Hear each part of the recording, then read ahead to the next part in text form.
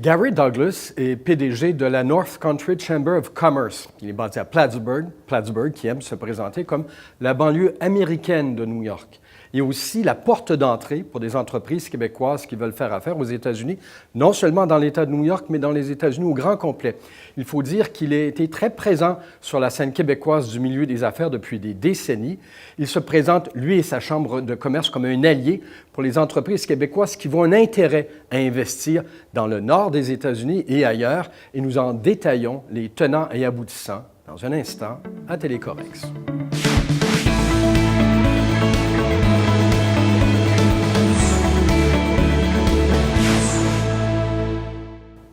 Alors, bonjour, Monsieur Douglas.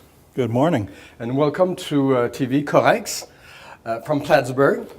Plattsburgh likes to refer itself as a Montreal, U.S. suburb. So what does it mean for businesses interested in the North Country? Well, it's strategically important for businesses all over Quebec because what it really says is that Plattsburgh has spent the last 25 years every single day thinking of how to make itself a strategic beachhead for Quebec generally, Quebec business in particular, in the U.S. market.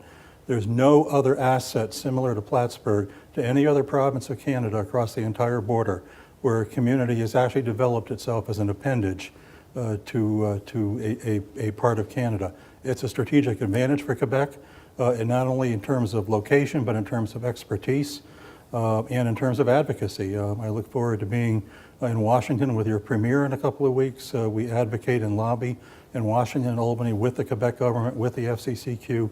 Nobody else does those things. It's because we understand what's good for Quebec is good for us. And you've been very active, as you said, trying to go along with Quebec's interest in the U.S. Absolutely. I've been doing it for 29 years. I think I'm going to do it a little while longer. I enjoy it. I love it. I love working with my Quebec friends, and we've done some great things together.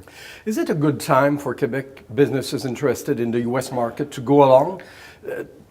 From time to time, there are some tensions in the air. Relationships are going good to less good. And is it a good time? Should we go ahead?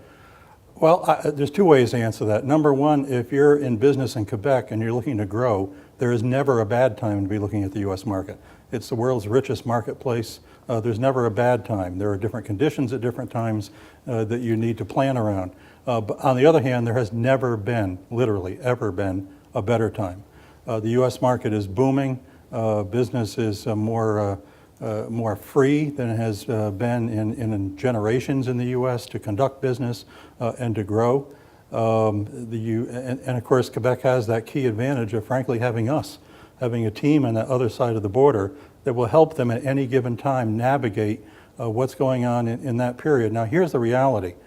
You know, all of the political issues and the back and forth and the tweets and things being said on this side or that side or tariffs or all of that, those are conditions of the day. Business is in the business of getting around the conditions of the day term. And looking down the road farther. And so there's never been a better time. What kind of opportunities people should look at when looking at what's happening in the North Country? What kind of, suppose you are in manufacturing, you're in the service business. What kind of field might be of interest? Well, really anything. We have, for 25 years, taken a team, we call it our red carpet team, in partnership with the FCCQ and some other partners in Quebec, including the Quebec government, all around Quebec, and we host groups coming to Plattsburgh. We actually teach Quebec businesses and guide them on how to export successfully in the U.S. market. You're able to teach and guide? Yes.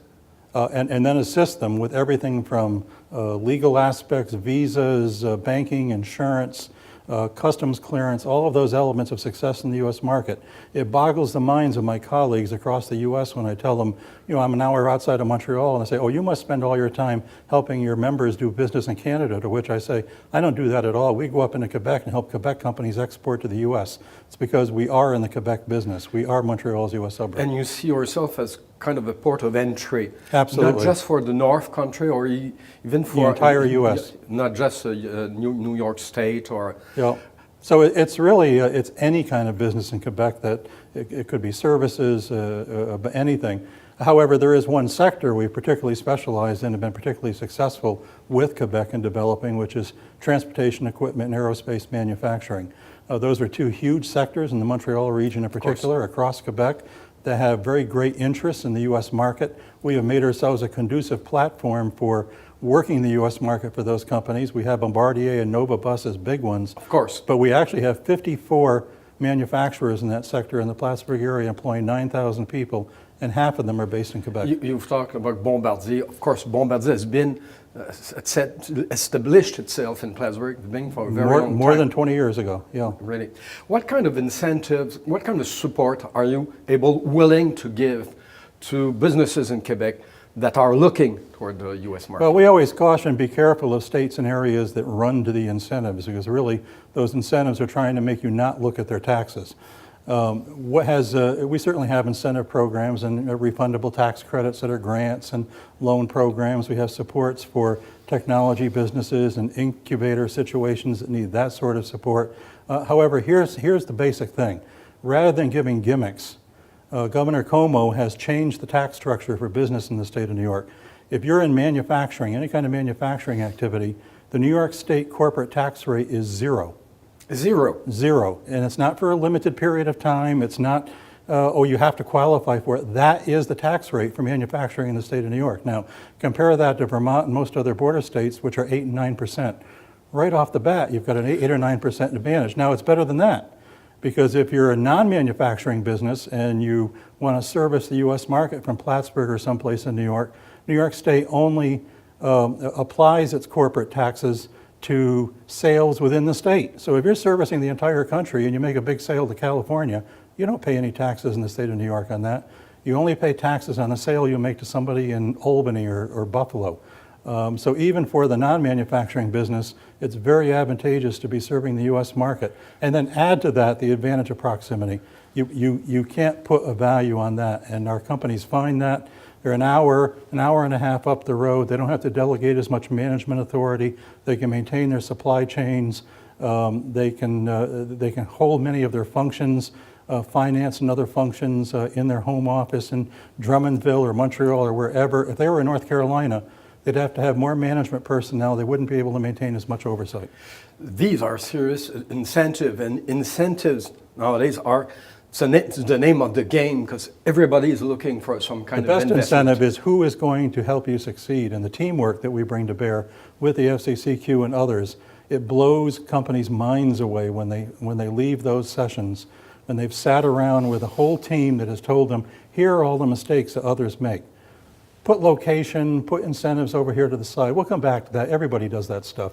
Let's talk about how we're going to take you by the hand and give you a team of expertise that nobody else in the U.S. has, because nobody else in the U.S. has a reason to have the expertise we have in Plattsburgh with Quebec companies. Two last questions. There's always the issue of border and time spent and time wasted. Is there a possibility of just making things go faster when we are working with? We actually had, to put some perspective on that, in the 1990s, the border was breaking down because we still had the facilities at Champlain, New York. Now understand, something like 60-70% of Quebec's exports come to the U.S. Half of that comes through Champlain, New York. So there's no more important gateway for Quebec than the U.S. border crossing at Champlain, New York. In the 1990s, it was still what had been built for Expo 67. It never anticipated a tenfold increase in commercial activity. Some folks will remember we used to get 10-mile truck backups on Auto Route 15 on Sunday night. We came to bear and we said, we're going to fix that for you because we're your friend, we're your partner, we're your suburb. Canada can't fix things on the U.S. border in the U.S. It's another country.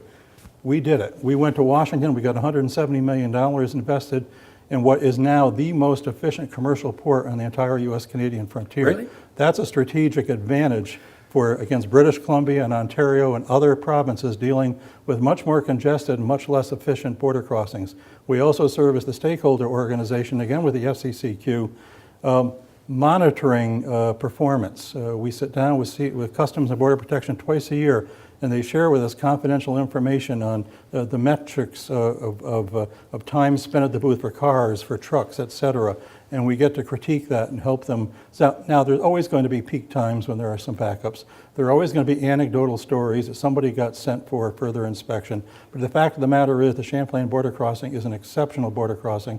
and we work very hard with our Quebec friends to make sure it stays that way. And this is a huge advantage when you see what's happening between Windsor and Detroit, for example. So this might be huge.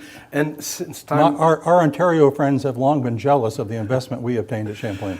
And I was saying, since time flies, you've been coming here, Mr. Douglas, for a long time now, several years. You've been very much active on this. 29 years. 29. Have you seen any change, evolution in the kind of relationship Quebec businesses and your place and the have been doing? Is there any movement for the better? I think it's only become warmer, more natural, particularly through friends like the FCCQ who understand that we increasingly, particularly in the Quebec-New York corridor between Quebec City, Montreal, Plattsburgh, New York City, which is one of the most dynamic binational economic regions, and that's how we describe it, emerging in North America, that we could be stupid and lazy, and there'll be binational growth in that corridor because of the dynamics around it. But together we've decided to be very smart and strategic. Well, let's watch those border processes. Let's get investment at the border. Let's get transportation investments. Let's put companies together. Let's help put aerospace interests in New York together with Aero Montreal and have agreements on how to collaborate and do programs together and other sectoral alliances. So we work to extrapolate maximum benefit for both Quebec and New York from the dynamic that all of Canada is experiencing along corridors, but most of them are not working on a day-in, day-out basis the way we are. So thank you very much, Mr. My Garry pleasure. Douglas, and best wishes. Thank you. Thank you. Onward and upward.